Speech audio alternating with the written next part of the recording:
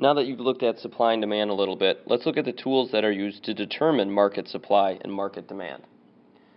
As a refresher course, let's talk about what demand is.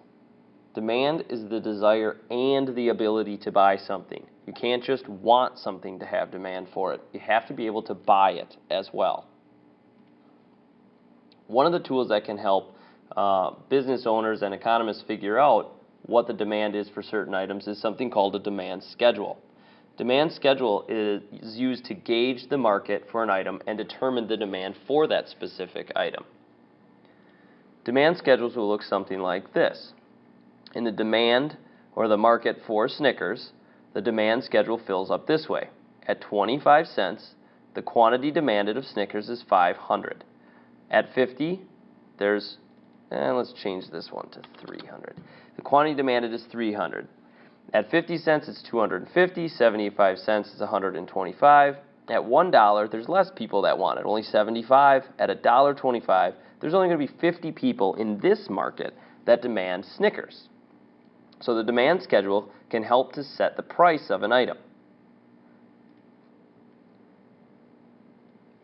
A better tool is something known as a demand curve, and this is created with the information from the demand schedule, and it can help predict market reactions.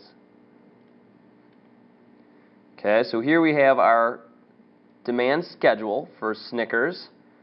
All right, what we're going to do is we're actually going to plot the price onto this chart over here. So we're going to take our quantity demanded and our price points, and we're actually going to place them on this chart. It's going to create a graph that's easy to read and can help us make some predictions that we couldn't have made with the supply or the demand schedule. All right. So when we plot those points, this is what it looks like. Okay. We connect all of them, and that is what's known as a demand curve. You will notice that as the price increases, the quantity demanded decreases, and as the price decreases, the quantity demanded increases. This is known as the law of demand. Now, if we are using the demand curve and trying to make predictions based on it, we must know that the change in price of the product we are wondering about moves price along the curve. So if we look at changing our price from $1.25 to, say, 75 cents, we simply slide along the curve, showing us that the quantity demanded will increase. All right, quantity demanded will increase to about 125 people. All right, or if we drop the price all the way down to a quarter, we will see that the quantity demanded has increased to 300. Sliding up and down this demand curve will show us what impact the price will have. But price is not the only thing that influences our demand for it. There's also things that can shift the demand curve, things that will cause us to demand more of something no matter what the price is. Say Snickers suddenly is found out to cure cancer.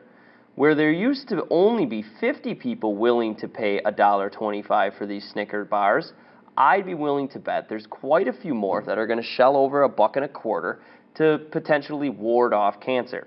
Same thing goes for Snickers bars that were sold at $1 and 75 cents and 50 cents and 25 cents.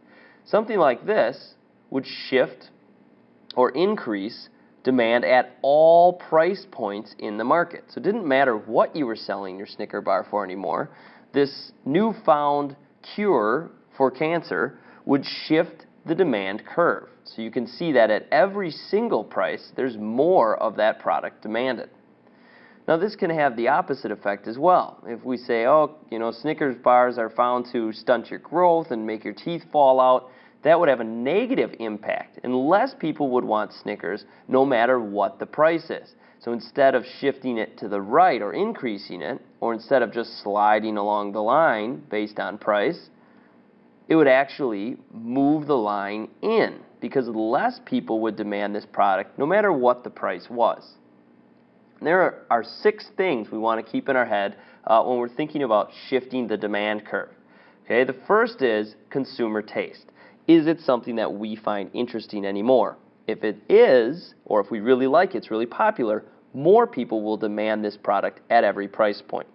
If it's not cool anymore, we shift our taste away from it, less people will demand this product at every price point.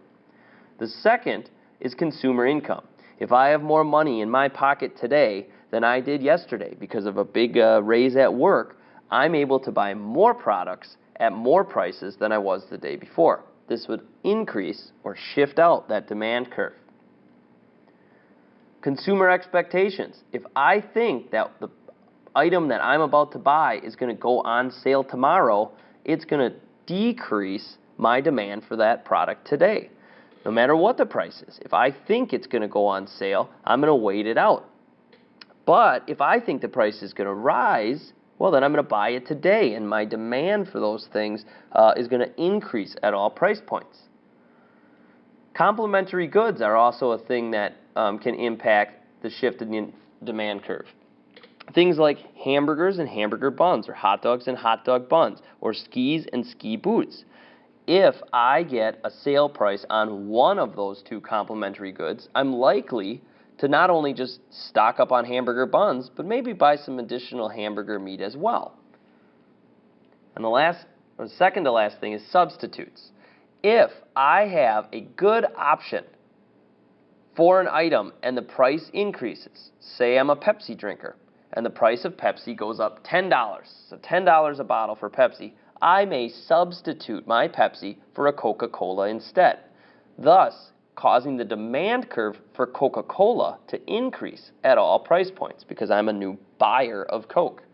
Whereas if the price of Pepsi dropped way down, maybe I would purchase Pepsi products instead of Coke, so it would decrease the demand for Coke at all price points. And the last thing, but certainly not the least, for shifting demand is population. If there's more people living in an area, guess what? There'll be more things demanded at every price point. Same goes if they all move out. Less people in an area, there's less demanded. Nothing's as big as power.